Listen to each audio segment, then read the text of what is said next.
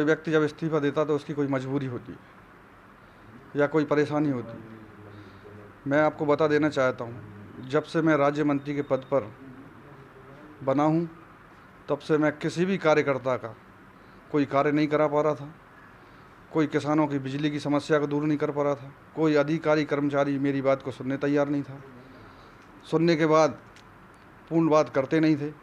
कहीं ना कहीं मैं कुंठित था, कहीं ना कहीं मेरे आत्मा में अंदर से दुख था कि मैं अपने कार्यकर्ताओं के, अपने क्षेत्र की जनता की सेवा नहीं कर पा रहा हूँ या उनके कार्य नहीं कर पा रहा हूँ।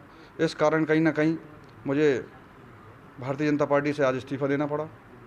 नहीं तो इसके लिए आपकी ऊपर भी बॉडी थी, आप उनको बोल सकते थे कि साहब ये शिकायत है मेरी, ये नहीं सुनवाई हो रही। मैं लंबे समय से हमारे वरिष्ठ नेतृत्व को समय समय पर सूचित करता आया हूँ, बताता आया हूँ, लेकिन हमेशा ऊपर वालों ने कहा कि हाँ हम बात करेंगे, बोलेंगे, देखेंगे, लेकिन आज तक कोई सुनवाई नहीं हुई। इसके पीछे क्या वजह रही, आपको क्या लगता है ऐसा क्यों हुआ? कहीं ना कहीं मुझे लगता है कि जो भारतीय जनता पार्टी की रीति नीति थी पहले, जो भारतीय जनता पार्टी की विचारधारा थी, जो भारतीय जनता पार्टी की पंचनिष्ठाएँ थीं, वो कहीं ना कहीं कांग्रेस के लोग यहाँ आने से इस ज़िले में वो सब खत्म हो गई। ये कितने समय से देखने को मिल रही है आपको स्थिति ये पूरी? जब से भारतीय जनता पार्टी की सरकार जब रिटर्न यहाँ मध्य प्रदेश में बनी तब से ये स्थिति सामने आई है।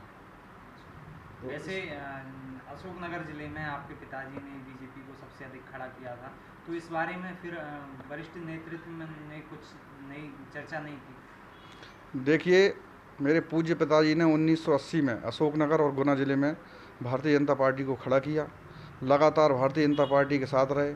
उनके बाद हम लोग भी भारतीय जनता पार्टी के कार्य करते आ रहे हैं, हमेशा समाज सेवा का कार्य करते आ रहे हैं। चूँकि एक जनप्रतिनिधि होने के कारण, एक जनप्रतिनिधि या कोई संवैधानिक पद पर कोई व्यक्ति अगर होता है तो उसका कार्य होता है जनता की सेवा करना। वो कार्य पूर्ण रूप से नहीं कर पा रहा था, इससे मैं कुंठित था, लगातार मेरे मन में पीड़ा थी, कहीं ना कहीं मैं कार्यकर्ताओं के बीच में कार्य नहीं कर पा रहा था। इस कारण मुझे आज भारतीय जनता पार्टी से त्यागपत्र देना पड़ा।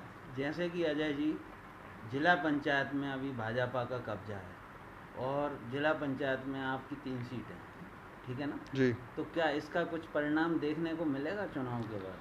अब ये तो आने वाला समय बताएगा कि क्या होगा।